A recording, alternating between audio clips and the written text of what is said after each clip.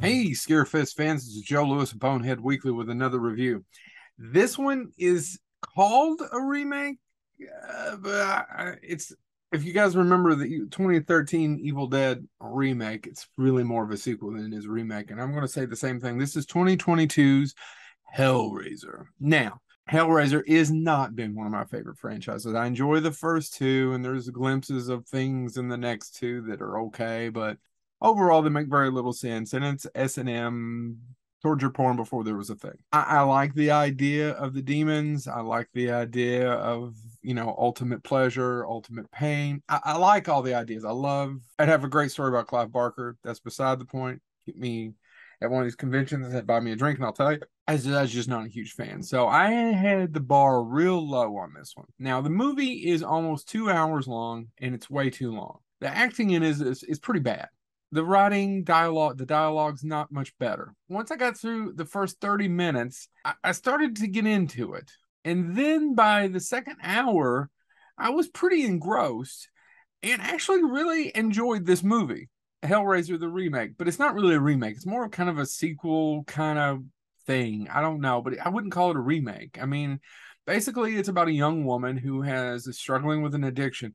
The plot to the Evil Dead, not remake. And she finds the puzzle box, and then there's a twist about who's good and who's bad towards the end. And I don't want to give any of that away. It's directed by David Bruckner, and you don't need to know any of that, but he directed a movie I liked a lot called The Ritual, and another movie that was okay that I've reviewed on here called The Night House, actually. Written by David Goyer, Ben Collins. It works somehow. Jamie Clayton plays the priest, and that's what she's called. She's not called Pinhead. And I like her, and I like that it's a woman this time. And I don't miss.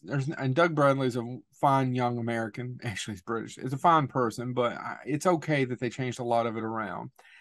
A lot of it's silly. Don't think about it too much. Like a lot of these movies, just don't think about it. I like the look. I just the first 30, 40 minutes was rough for me to get through. It's just so bad. The acting was just so bad. And I was like, this director's better than this. And then the last hour and 20 minutes, it was pretty good. I enjoyed it. I don't know why, but it's engrossing. And then it has a ending that kind of takes you there. And it doesn't really pull it really lays the gas down and it doesn't really pull back. And then it takes it into a few places.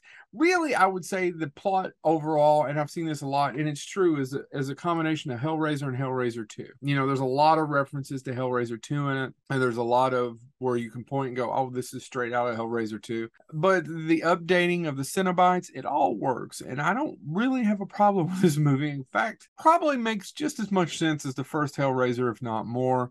I liked it. I did. I liked it. I know Clive Barker had a hand in this one quite a bit. I enjoyed this movie more than I thought I would. And like I said, for me, the first 30 minutes is just torture. But once you get past that, it's okay. And I liked a lot of the character. No, not really. I really just like the Cenobites. Don't so much. There's a bad guy character in it, and I kind of understand him, although his decisions are stupid. And can be said for a lot of horror films. So, Hellraiser is on Hulu. If you have Hulu, you can watch it with your subscription. I do recommend it, actually. I recommend it. And I think Jamie Clayton brought something. And the director, David Bruckner, brought something different to it. It's kind of, like I said, a combination of Hellraiser 1 and Hellraiser 2. So check out 2022's Hellraiser on Hulu. It's been Joe Lewis of Bonehead Weekly.